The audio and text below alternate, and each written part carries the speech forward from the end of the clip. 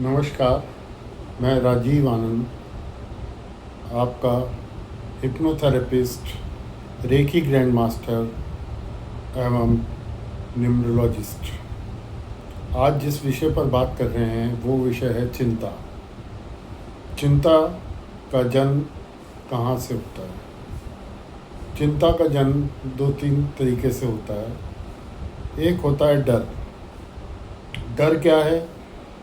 आपका पिछला डर भी हो सकता है कि कुछ ऐसा हो गया जिसका हमें डर है कि उसका रिएक्शन ऐसा ना आए या उसके रिज़ल्ट्स ऐसे ना आए, इस वजह से चिंता होती है। और या फ्यूचर की वजह से चिंता होती है कि फ्यूचर का डर कि फ्यूचर में ऐसा ना हो जाए, वैसा ना हो जाए। कुछ भी हम काम करते हों, चाहे काम कर रहे हों, चाहे रिलेशनशिप हो, चाहे कुछ भी हो, उसका एक डर हमें सताता रहता है। दूसरा एस्पेक्ट डर का है ओवर थिंकिंग। ओवर थिंकिंग हम ज़्यादा कर रहे हैं, किस चीज़ पे लिए कर रहे हैं, उसकी वजह से चिंता होती है।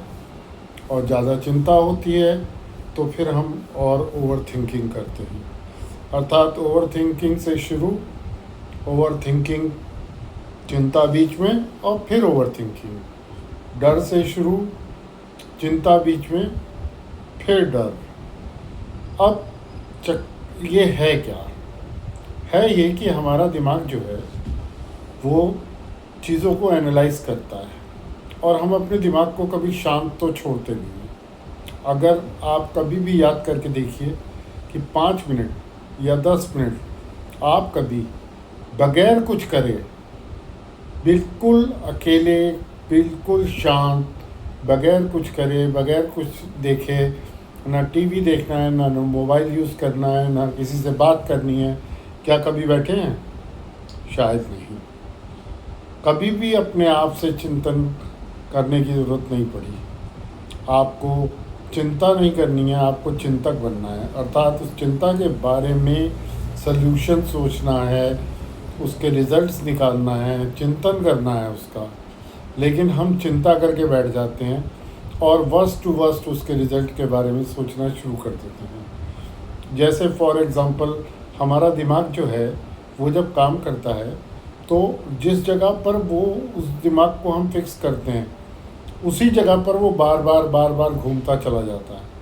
वहीं पे आपका दिमाग काम करता है। जैसे कि सपोज़ अगर आपने देखा होगा, बच्चे खेल रहे हैं और बच्चे के खेलते खेलते चोट लग गई। चोट लगने के बाद आपने उसको मला मुला और बोले जा बेटा खेल ले। अब बच्चा खेल रहा है, वो 2 घंटे खेल रहा है, 1 घंटा खेल रहा है, 1.5 घंटा खेल रहा है, और उसके बाद जब वो घर आता है तो वो बोलता है कि मेरे दर्द हो रहा है। अब हमारा क्या रिएक्शन होता है माँ बाप का कि तू 2 घंटे खेल रहा था तो उस टाइम तुझे दर्द नहीं हो रहा था, अब तुझे दर्द हो रहा है।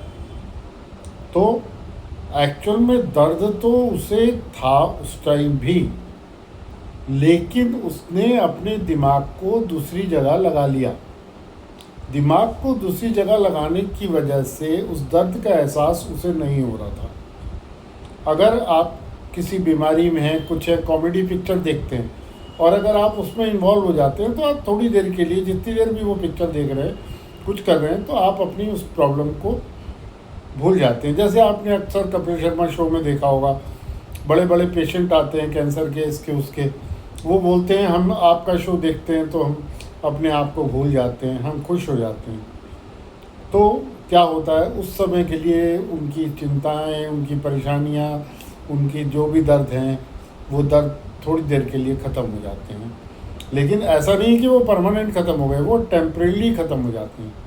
हमारा ये कह देना बच्चे को कि उस टाइम तू नाटक कर रहा है, अब तुझे उस टाइम कुछ नहीं हो रहा था, ऐसा नहीं है, उसे हो रहा था, लेकिन वो उससे इम्पोर्टेंट जगह उसका दिमाग लगा हुआ था खेल में, जिसकी वजह से उसको एहसास नहीं हो रहा था, वो नाटक नहीं कर रहा था। अब वो जब घर आया तो उसका दिमाग वापस उसी जगह पर आ गया, तो उसको दर्द हो रहा है। अब इसको ठीक करने की तरीका क्या है? इसको ठीक करने का तरीका है मेडिटेशन से। अगर करना चाहते हैं तो कर सकते हैं। मेडिटेशन का मतलब ये नहीं है कि आप कहीं पर बैठ गए और आपने आंखें बंद कर ली और आप सोच रहे हैं कि मैं मेडिटेशन कर रहा हूँ। मेडिटेशन का मतलब है कि अगर आप वो काम कर रहे हैं तो आप उसमें डूब जाइए। अर्थात अपने माइंड को उस जगह ले जाइए, शांति की ओर। अगर आप सोच रहे हैं आसपास शोर हो रहा है, ये हो रहा है, वो हो रहा है, मुझे शांति चाहिए, कमरे में जाऊंगा, अकेले में करूंगा, ये करूंगा, वो करूंगा, और फिर भी आप नहीं कर पा रहे हैं, अगर आप मेडिटेशन में परफेक्ट हो जाते हैं और अच्छे से मेडिटेशन कर पाते हैं या अपने सातों चक्र जागृत कर सकते हैं, तो आपके पास में कोई चाहे ढोल बजाए, चाहे कुछ करे, आप मेडिटेशन कर पाओगे। अर्थात आपने अपने दिमाग पे कंट्रोल करने की जो है आर्ट सीख ली। आपको एहसास ही नहीं होगा कि आपके आसपास क्या हो रहा है, होता रहे, आप अपने उसमें हो जाओगे। अर्थात आप अपने माइंड को दूसरी जगह ले आओगे और वहाँ एक शांत अवस्था में आपका माइंड पहुँच जाएगा। इसी से चिंता को भी दूर किया जा सकता है कि अगर हम बैठें, मेडिटेशन करें या हम अपने सातों चक्रों को जागृत करें। हर चक्र की हमारे शरीर पर, हमारी लाइफ पर एक भूमिका होती है, उस भूमिका को वो चक्र निभाता है। आप गूगल करके हर चक्र के बारे में देख सकते हैं, पढ़ सकते हैं, और अगर आप ये कर सकते हैं, आप अच्छा है, करिए। अगर आप नहीं कर सकते हैं तो हम इसकी ट्रेनिंग देते हैं।